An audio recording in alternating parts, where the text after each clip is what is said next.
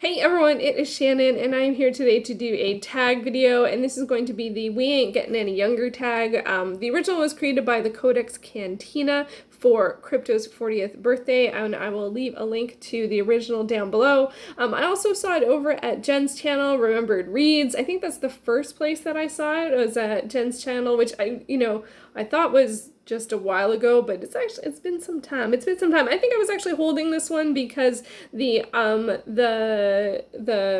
prompts are all sort of like mimicking birthday card questions or birthday card phrases.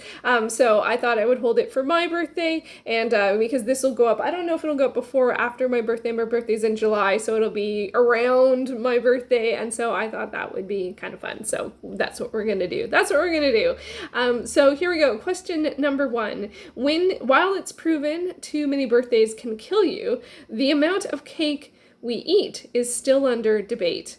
Name the most recent book that gave you a sugar or book high. So I guess that means the amount of cake is under debate for how I am not the best at reading aloud, which we probably all know. I can work on that for my next birthday. So a book that gave you a sugar high. And I had to look back. I'm like, I wasn't quite sure if that meant like the book was sweet or that you were really happy afterwards, but I went with one that just sort of lightened my heart, and that is Magnus of the Library by Mitsu Izumi, and this is a manga. I read the first one for I think the Manga Love Readathon, and it really is sweet. It follows a character that really loves books and wants to go to the library and meets people who take care of books, and just like the character's just like so open and happy and optimistic, even though people are mean to them, and just it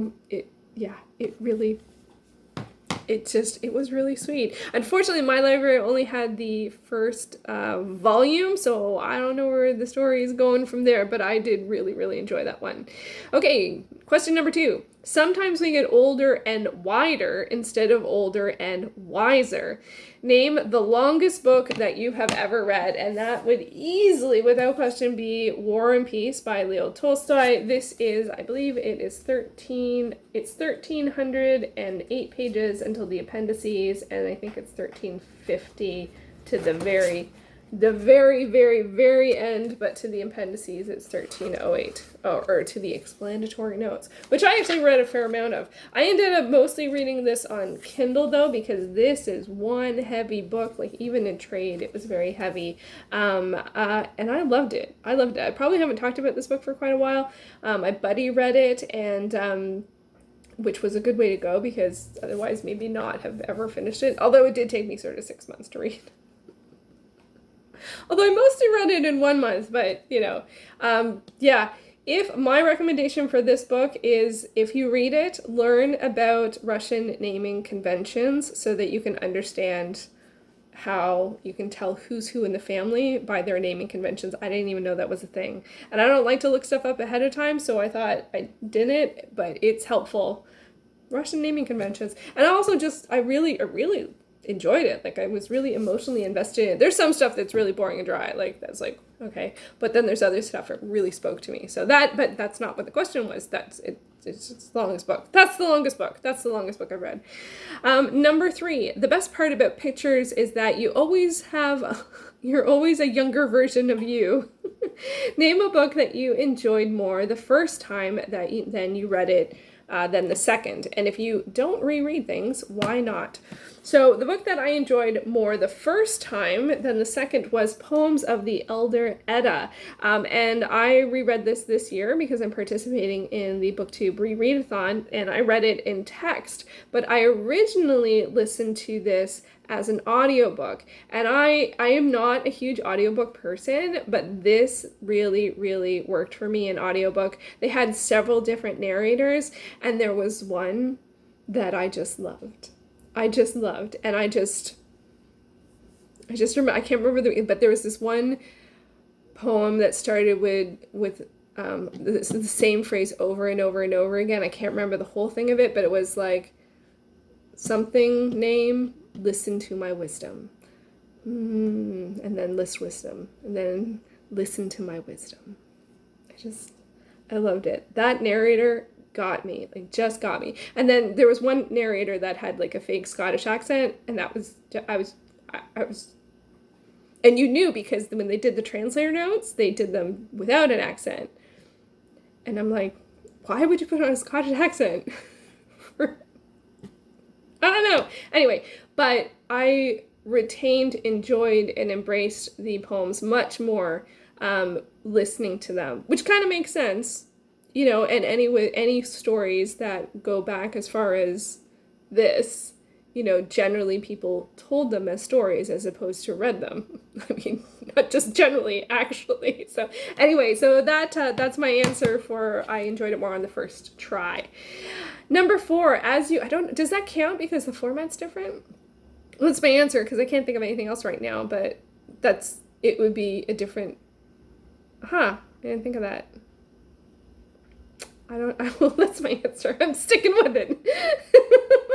Number 4, as you get older, you must learn to never skip a bathroom break before jumping in a car ride. Name a book that you read in very few sittings. Okay, so that would be, there are several, but I'm going to go with And Then There Were None by Agatha Christie. This is a brilliant book. I don't read a lot of mysteries, but my goodness gracious, this really does feel like a perfect book. It's also very short. It is very succinct. Even the sentences are often short. It is brilliant. It is really, this is one that feels just as good as everyone says. And so I read it. I don't think I intended to read it all in one day. Maybe it had snowed and I couldn't go out. I don't know. But I mostly read it in one sitting in one day. And I rarely do that. I tend to read a little bit, and read things between like a week and 3 weeks or more if it's a longer text, or if my eyes stray to another book. Number 4, don't let old age get you down because it's harder to get back up these days. Name a book that you had to put down and why. Oh, I didn't like this question. I gotta say, I'm not a big fan of this one, but I actually went with Beartown by Frederick Bachman. I had to look up, I actually have a shelf on Goodreads called Unfinished by Choice. Before I knew what DNFing was, I made that shelf. Anyway, I think most people know what the theme or what the main story in this story is, and I read a fair amount of it, and what was gonna happen hadn't happened yet, and I'm like, I didn't enjoy the characters, and I felt like we were just waiting for something awful to happen, and I'm like, I don't understand, like, either one of the, like, either something awful is gonna happen to someone I've met, or some of the people I met are going to do something awful.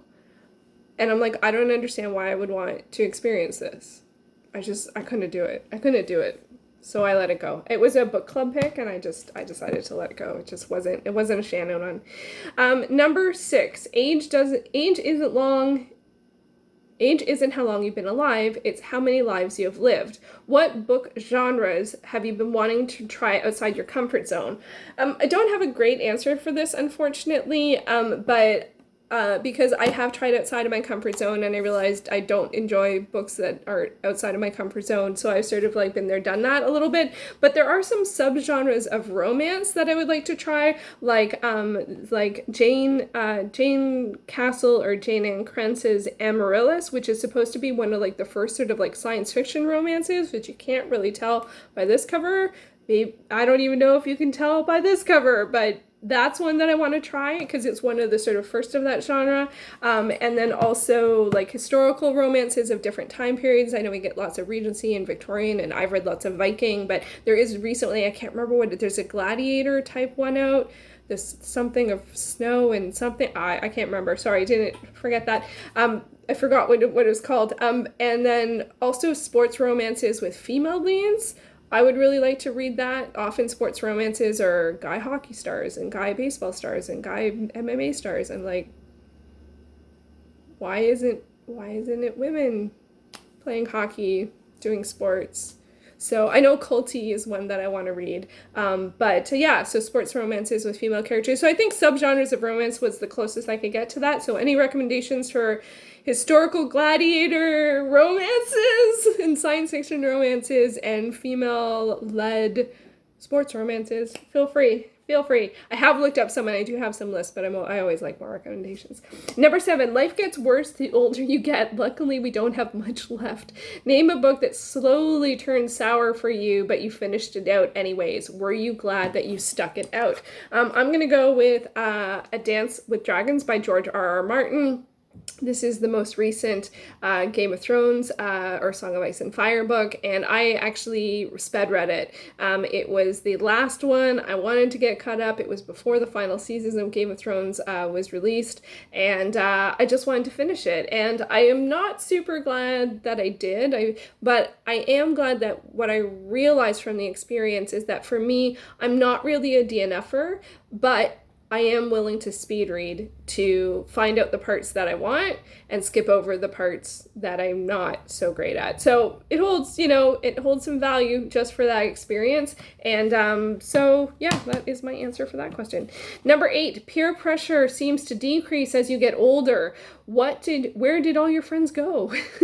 Name a book that you checked out simply because of peer pressure. Were you happy you tried it? I picked out one that I was happy that I tried it, and I picked out one that I wasn't happy that I tried it. So the first one was Looking for Alaska by John Green. This one was actually one of my unwrappings back in the day, like years ago. I still have a bunch of wrap books. I don't know what to do with them. But anyway, so it took me a long time to get through this. I didn't enjoy it. And now that there's a TV adaptation, which is on CBC, which is interesting on the app, CBC Gem. But like when I've seen the trailers and promos for it, I've been like, that's what it's about? I'm like, I read this only like 2-3 years ago, and I'm like, that's what it's about? I'm like, I don't know if I am not remembering or if I'm misremembering.